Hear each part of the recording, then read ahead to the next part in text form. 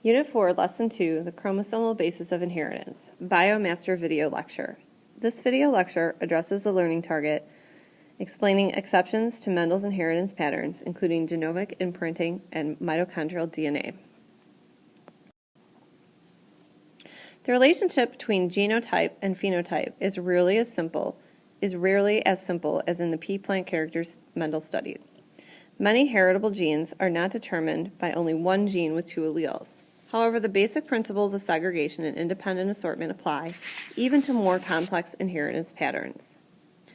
Inheritance of alleles by a single gene may deviate from simple Mendelian patterns in the following situations: when alleles are not completely dominant or recessive, when a gene has more than two alleles, or when a gene produces multiple phenotypes. There can be degrees of dominance. For example, complete dominance occurs when phenotypes of the heterozygote and dominant zygote are identical. There can be incomplete dominance, as shown here, where the phenotype of the F1 hybrids is somewhere between the phenotypes of the two parental varieties. In codominance, two dominant alleles affect the phenotype in separate, distinguishable ways.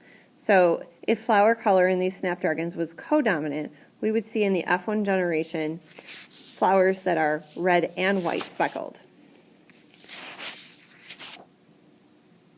The relationship between dominance and phenotype.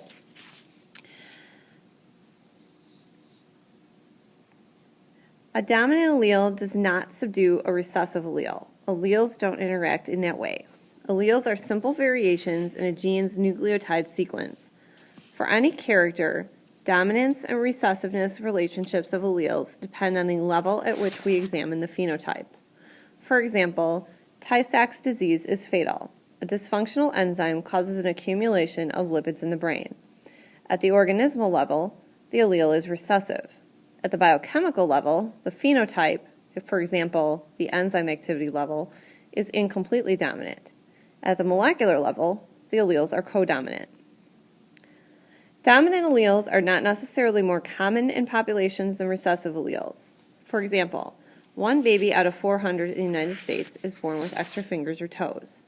The allele for this unusual trait is dominant to the allele for the more common trait of 5 digits per appendage. In this example, the recessive allele is far more prevalent than the population's dominant allele.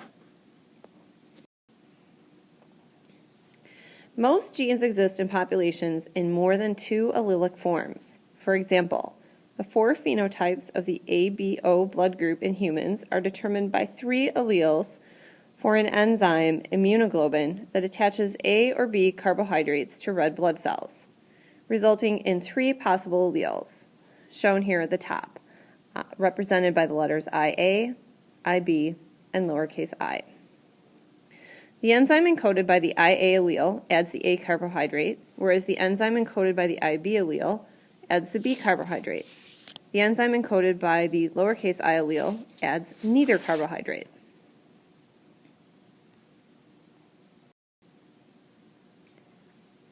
Most genes have multiple phenotypic effects, a property called pleiotropy.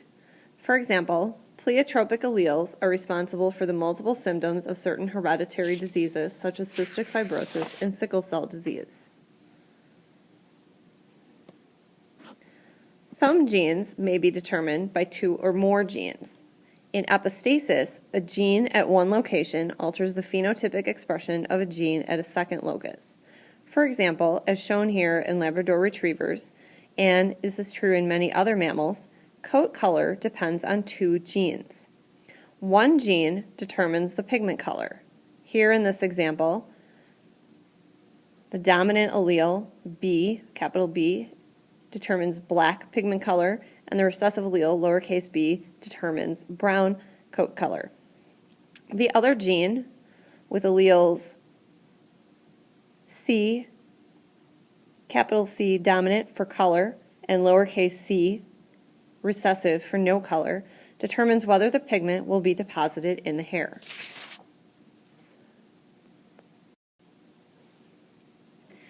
Polygenic inheritance involves quantitative characters that vary in the population along a continuum. Quantitative variation usually indicates polygenic inheritance, an additive effect of two or more genes on a single phenotype. Skin color in humans, as shown here, is an example of a polygenic trait.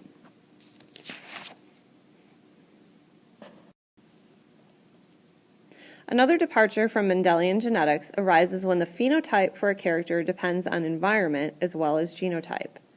The norm of reaction is the phenotypic range of a genotype influenced by the environment. For example, hydrangea flowers of the same genotype range from blue-violet to pink depending on the soil acidity. Norms of reaction are generally broadest for polygenic characters. Such characters are called multifactorial because genetic and environmental factors collectively influence the phenotype. There are two normal exceptions to Mendelian genetics. One exception involves genes located in the nucleus, and the other exception involves genes located outside the nucleus. In both cases, the sex of the parent contributing allele is a factor in the pattern of inheritance. For a few mammalian traits, as shown here, the phenotype depends on which parent passed along the alleles for those traits. Such variation in phenotype is called genomic imprinting. Genomic imprinting involves the silencing of certain genes that are stamped with an imprint during gamete production.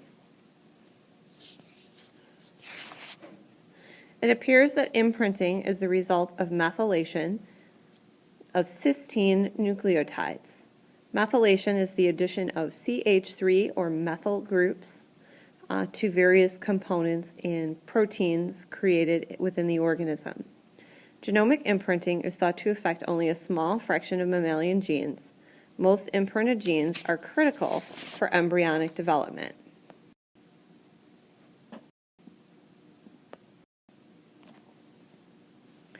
Extranuclear genes, or cytoplasmic genes, are found in organelles in the cytoplasm. Mitochondria, chloroplasts, and other plant plastids carry small circular DNA molecules. Extranuclear genes are inherited maternally because the zygote cytoplasm comes from the egg. The first evidence of extranuclear genes came from studies of the inheritance of yellow or white patches on leaves of an otherwise green plant. Some defects in mitochondrial genes prevent cells from making enough ATP and result in diseases that affect the muscular and nervous systems. For example, mitochondrial myopathy and Leber's hereditary optic neuropathy.